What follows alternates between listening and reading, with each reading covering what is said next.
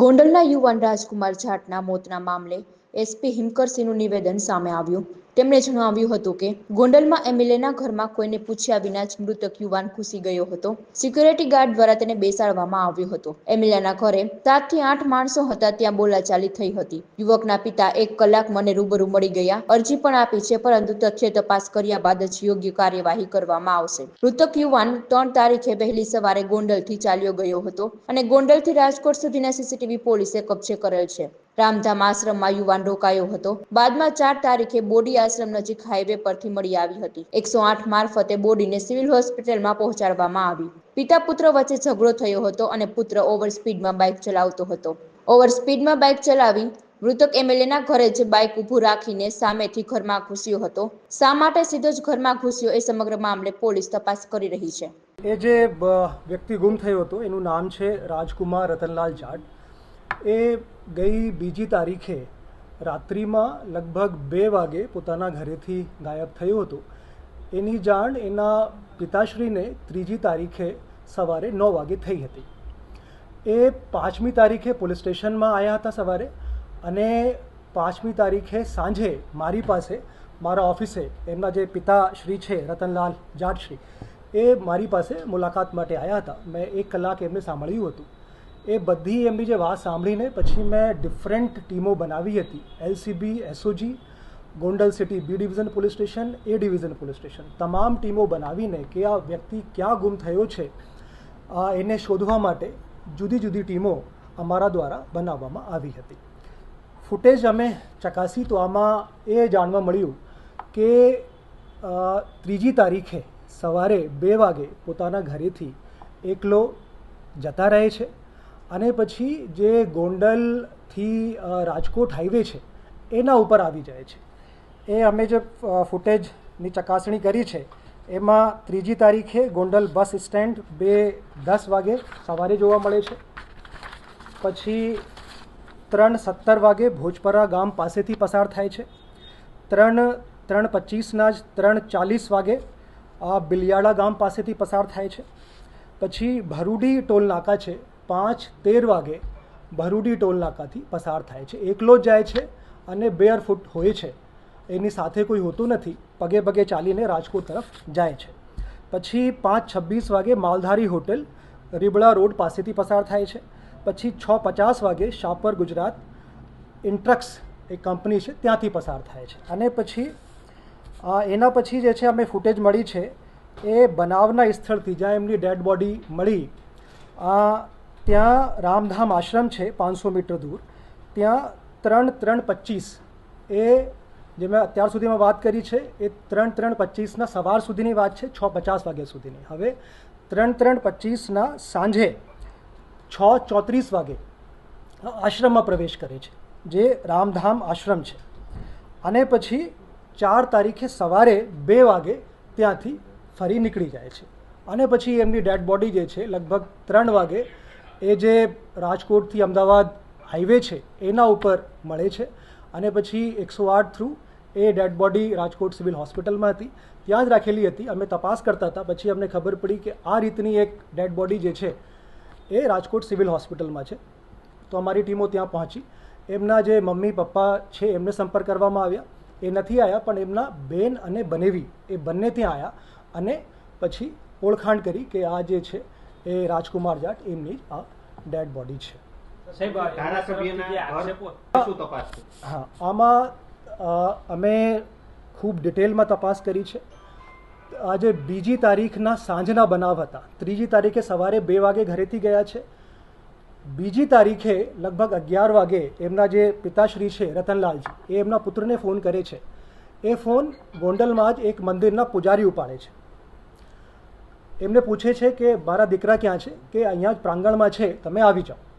એ ત્યાં આવી જાય છે. ત્યાં જે મરણ જનાર છે રાજકુમાર જાટ, એ પોતાના પિતાને કહે છે કે તમે અહીંયા કેમ આવ્યા.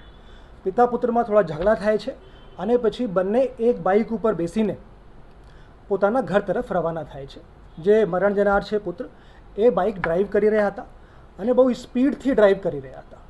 પછી ઇત્તફાકિયા એવું થાય છે કે જે ભૂતપૂર્વ એમએલએ શ્રી છે એમના ઘરની સામે એમના જે પિતા છે બાઇક ઉપરથી ઉતરી જાય છે અને જે પુત્ર છે મરણ જનાર એ એમએલએ શ્રીના ઘરમાં સીધા જ ઘૂસી જાય છે કોઈને પૂછ્યા વગર.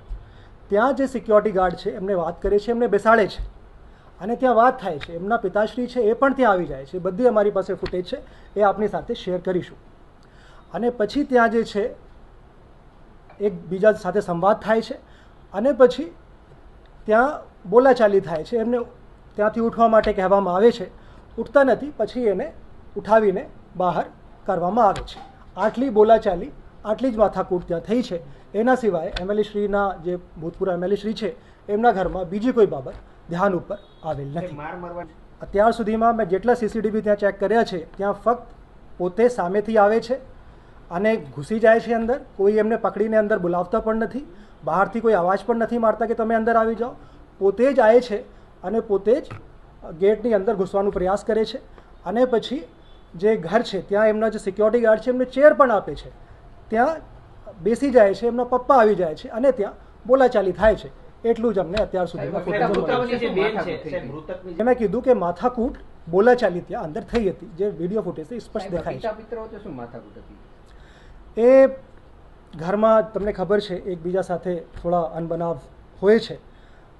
પિતા પુત્રમાં ટેન્શન રહેતી હતી. જે પુત્ર છે એ ભણતા પણ હતા અને પોતાના જીવન ફ્રીલી જી શકતો નથી એવા આક્ષેપ પોતાના પિતા ઉપર હતા. જ્યારે બંને ત્યાંથી ભૂતપૂર્વ એમએલએ શ્રીના ઘરેથી જાય છે પોતાના ઘર તરફ, ત્યાં ઘરની સામે પણ પિતા પુત્રમાં ઝઘડો થાય છે. એ પણ અમારી પાસે ફૂટેજ છે, એ પણ આપની સાથે શેર કરવામાં આવશે. જે મેં આપને પહેલાં કીધું, ફૂટેજમાં સ્પષ્ટ જોવા મળે છે કે બાઇક બહુ સ્પીડથી ચલાવતા હતા. પિતા કહે છે પુત્રથી કે તમે બાઇક સ્પીડથી ના ચલાવો અને પછી કૂદીને ઉતરી જાય છે. એમને ઇન્જરી પણ થઈ શકતી હતી. પછી પુત્ર જે છે બાઇક રોકે છે, ટર્ન લે છે, એમએલએ શ્રીના ઘરની સામે બાઇક પાર્ક કરે છે અને કોઈના કીધા વગર એમના ઘરમાં સીધા જ ઘૂસી જાય છે. કંઈ નથી. એ જે હમણાં ધ્યાન ઉપર આવ્યું છે, એ જે વ્યક્તિ હતા મરણ જનાર, એ માનસિક રૂપથી અસ્વસ્થ હતા. એમને ટેન્શન રહેતી હતી અને પહેલી વખત ઘરેથી ગાયબ નથી થયા. એના પહેલાં પણ 2 થી 3 વખત ઘરેથી ગાયબ થઈ ચૂક્યા છે. એનું આ બાબતથી પણ સ્પષ્ટ જાણવા મળે છે કે 3જી તારીખે સવારે ગાયબ થયા છે, પણ એમના પિતાશ્રીએ 5મી તારીખે સવારે 11 વાગે આવીને પોલીસ સ્ટેશનમાં એમને ગુમ થવા બાબતની પોલીસને જાણ કરી છે. ફૂટેજ જે છે મેં તમામ આપની સાથે શેર કર્યા છે મીડિયાના ગ્રુપ્સ ઉપર. અમે એકદમ ટ્રાન્સપેરન્સી સાથે તપાસ કરી રહ્યા છીએ. જે ફૂટેજ છે એ પબ્લિક સ્પેસમાં ઉપલબ્ધ છે, તમામ ગ્રુપ્સમાં શેર કરવામાં આવી છે. આ જે વ્યક્તિ છે પોતે ચાલીને જાય છે, હાથમાં પાણીની બોટલ હોય છે અને આરામથી ચાલીને જાય છે. અને કોઈ ચાલી નહીં શકતા હોય તો વ્યક્તિ ગોંડલથી ચાલીને રાજકોટ કુવાવડા પોલીસ સ્ટેશનની હદ સુધી પહોંચી શકતો નથી. નહીં, એવી કોઈ અમારી બાબત ધ્યાન ઉપર નથી. જ્યારથી મારી પાસે આવ્યા, મેં 1 કલાક એમને સાંભળ્યા ધ્યાનપૂર્વક અને ફૂલ સ્ટ્રેન્થ સાથે. મારી એલસીબી એસઓજીની તમામ ટીમો, જેટલા પણ માણસો હતા, Gondal city B division, Gondal city A division, તમામ પોલીસ સ્ટેશનની ટીમે 3 દિવસથી ફક્ત એક જ કામ કરતી હતી કે આ વ્યક્તિને અમારે શોધવાના છે. ધારાસભ્યના ઘરની બહારના સીસીટીવી એ છે, એ મેં આપને વાત કરી, એ પણ અમારી પાસે છે, એ પણ આપની સાથે શેર કરવામાં આવશે. હા, એ અરજી અમને મળી છે. અરજદારને અમે કીધું કે તમારે કંઈ ફરિયાદ પણ દાખલ કરાવવાની હોય તો અમે તૈયાર છીએ.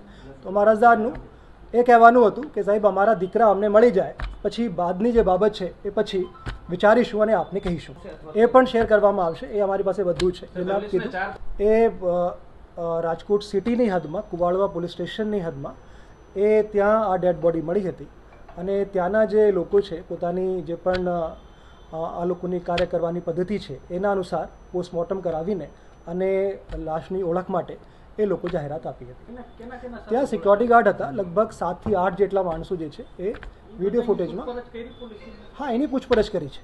જે મેં આપને કીધું એ એમની પૂછપરછ અને જે વિડીયો ફૂટેજ અમને મળી છે એના આધારે જ આપને આ જણાવવામાં આવ્યું છે કે સીધા પોતે જ કોઈના કહ્યા વગર એમના ઘરમાં એવું લાગે છે એક વખત તો કે જબરદસ્તી પ્રવેશ કરી રહ્યા હોય અને પછી બેસીને ત્યાં વાતચીત થાય છે અને સામાન્ય ત્યાં બોલાચાલી થાય છે.